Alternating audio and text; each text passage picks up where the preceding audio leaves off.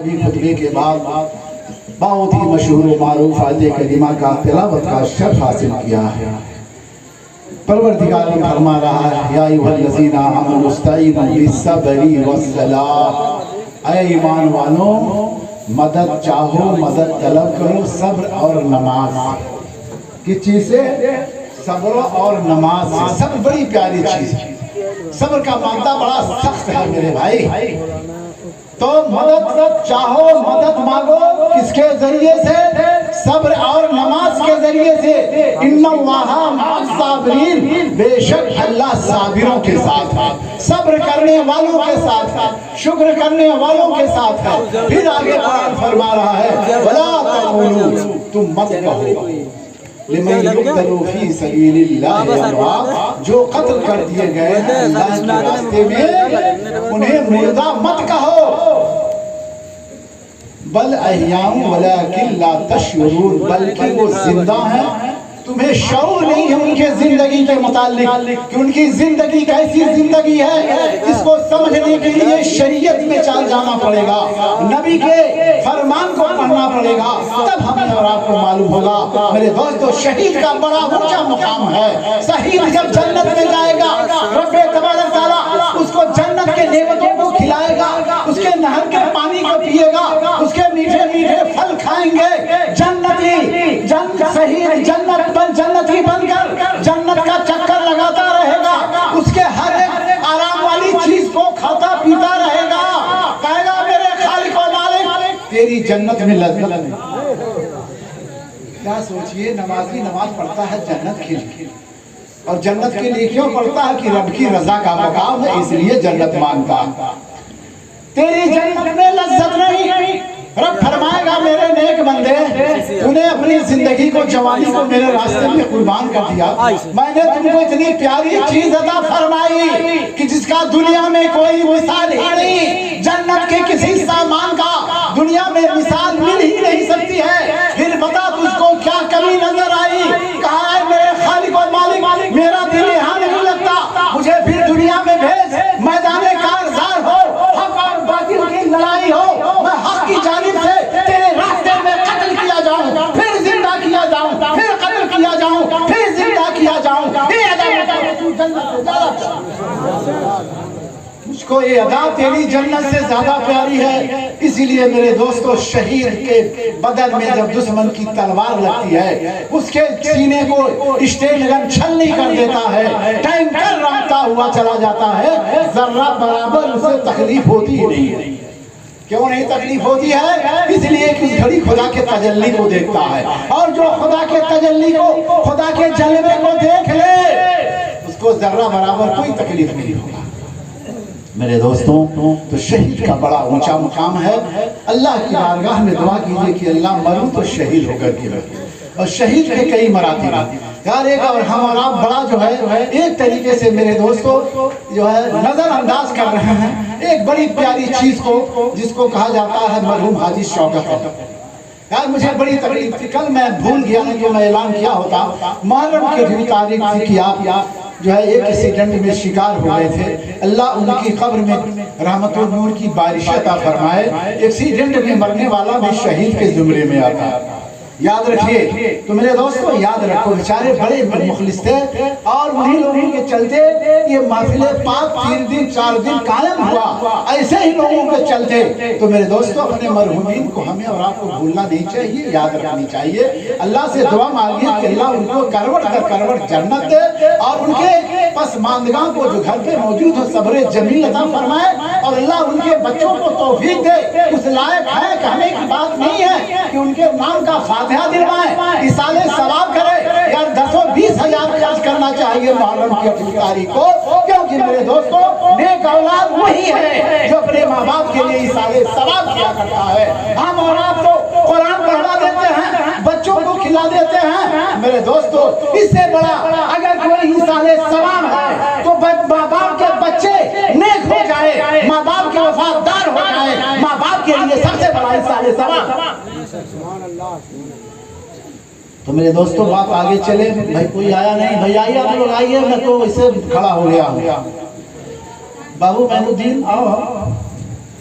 तो कल तक आप लोगों ने सुना हज़रत इमाम अली मकाम को जब मक्का जो है मदीनतुल मुनव्वरा में परेशान किया जाने लगा कि यजीद की बैयत कीजिए। मरवान बड़ा शैतान था, आपने सुना नबी दो आलम सल्लल्लाहु अलैहि वसल्लम ने उसके बाप को फरमाया था कि गिरगिट का बेटा गिरगिट होता है।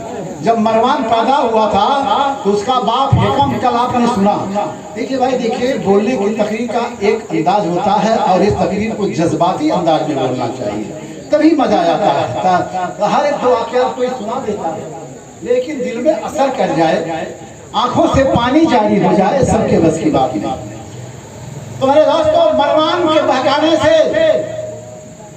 वलीद सईद इब्ने उक़बा जो है, कहे वलीद इब्ने उक़बा नाम था, जो मदीने का गवर्नर था, कहा कि फिर शाम को बुलाया। सोचे हज़रत इमाम हुसैन के बार बार बुलाता रहेगा, परेशानी होगी, लिहाजा रात को ही अपने तमाम कुंबा वालों को मदीना छोड़ने का ऐलान फरमा दिया कि मदीना को छोड़ दिया जाए। अल्लाह अकबर। एक मुसलमान बैठे हुए हैं, इसमें हाजी साहब भी हैं, हिसाबुल्लाह भी हैं, ये भी उम्र अदा करने गए हैं। अल्लाह की कसम, जब किसी भी जहां का, किसी भी खित्ते का, किसी भी सिंध का, किसी मुल्क का कोई हाजी या उम्र अदा करने वाला जब मदीने पाक में हाजिरी देता है, अल्लाह की कसम वहां वो जिंदा होकर समझो जिंदगी मिल गई उसे। 50 साल की जिंदगी बेकार है, जब मदीने में पहुंचा तब उसे जिंदगी का असल मजा मिलता है। और सोचो, जो मदीने में जाता है उसको हकीकत में जिंदगी मिल जाती है, और जो मदीना को छोड़ता होगा, खुदा की कसम उससे बड़ी कोई मौत ही नहीं। इसीलिए तो मौलाना हसन रजा खान ने फरमाया, अरे मर के जीते हैं जो जाते हैं मदीने को हसन, और मर के जीते हैं जो आते हैं मदीना छोड़। मेरे दोस्तों, इमाम अली मकाम के दिल पर क्या गुजरा होगा जब रोज़े मुस्तफा को छोड़ा होगा, अपनी अल्लाह के कब्र को छोड़ा होगा, इसी तरीके से अपने भाई हज़रत हसन के कब्र को छोड़ा होगा। उस घड़ी जरा सोचिए कितनी तकलीफें हुई होगी हज़रत इमाम अली मकाम को। लेकिन मेरे भाई, आपने मदीना जैसी पाक बस्ती को अगर छोड़ा तो इस्लाम की अज़मत के साथ खातिर छोड़ा, कुरान के अहकाम को पूरा करने के लिए आपने मदीने पाक को छोड़ा। और वहां से आप 4 शाबानुल मुअज़्ज़म सन हिजरी 60 में गालिबन आप वहां से रवानगी डाले। 4 शाबानुल मुअज़्ज़म का दिन था। शाबान, रमजान, शव्वाल, ज़ुल्क़ादा, ज़िलहिज्जा, 5 महीना तक आप बड़े आराम से मक्कतुल मुकर्रमा में रहे, वहाँ कोई तारुज ना हुआ। फिर मेरे दोस्तों, जैसे भी बैठे आराम से तो कूफा वाले खत लिखने लगे। बड़े कमीने थे कूफा वाले, हज़रत अली को परेशान किया, लड़ाई पे लड़ाई कराई, जान भी ले लिया, शहादत की मंजिल पे फाइज कर दिया। इसीलिए जो है, जो सहाबे कबार थे, बड़े बड़े तजर्बाकार सहाबा थे, कहे इब्ने रसूलुल्लाह आप मत जाइए कूफा मत जाइए, कूफी वफादार नहीं है, आपके अब्बा के साथ भी बेवफाई किए, आपके साथ भी करेंगे, आप मत जाइए, इमाम मत जाइए। हज़रत इमाम अली मकाम ने फिर मशवरा किया कि लोग कूफा वाले खत पे खत भेज रहे हैं, उनके कुछ नुमाइंदे भी चले आए, लिहाजा क्या किया जाए। चलते फिरते ये हुआ कि पहले अपने चचाजाद भाई हज़रत मुस्लिम इब्ने अकील को भेजा जाए। आप लोगों ने सुना था कल, मैं थोड़ा के लिए आसान कर दे रहा हूँ। भाई आप लोग कहाँ गए, आसान कर दे रहा हूँ ताकि मोइनुद्दीन बाबू को, भाई हमारे रिश्तेदार हैं, उनको तकलीफ ना। वो भी रिश्तेदार थे बाबू जो कल बैठे थे, बेचारे बड़े मेहनत से बोले यार, बहुत मेहनत से बोले वो बेचारे हो। परसोया में उनकी रिश्तेदारी, ननिहाल भी है, ससुराल भी है, रुआ के घराने में। तो बहुत मेहनत से उन्होंने बोला, तो मैं इन लोगों को भी चाह रहा हूँ कि कम मेहनत करनी पड़े। आज वाक़यात को खत्म करता हूँ। इमाम मुस्लिम तजवीज़ पास किया गया कि उनको भेजा जाए, ये तैयार हो गए। हज़रत इमाम हुसैन ने फरमाया कि इनको जाने दो, अगर वहाँ के हालात साजगार रहे तब मैं फिर जाऊँगा। मेरे दोस्त, हज़रत इमाम मुस्लिम को भेजा जाता है। फिर उसके बाद 2 बच्चे आपके थे, मोहम्मद और इब्राहिम, 2 बच्चे आपके थे, कब्बा हुजूर हम भी चले गए। देखिए मेरे दोस्तों, जिसकी जहाँ जब आदमी अपने माँ के पेट में आता है तो वह उसी घड़ी फरिश्ता जहाँ उसकी मौत होती है वहाँ की मिट्टी को भी लाके डाल देता है मुट्ठी में। ये देखिए कलीम का एक बच्ची पैदा हुई थी, अल्लाह अकबर, पैदा कहाँ हुई, जाके मरी चेन्नई में, उसकी मिट्टी वहाँ हुई जाकर।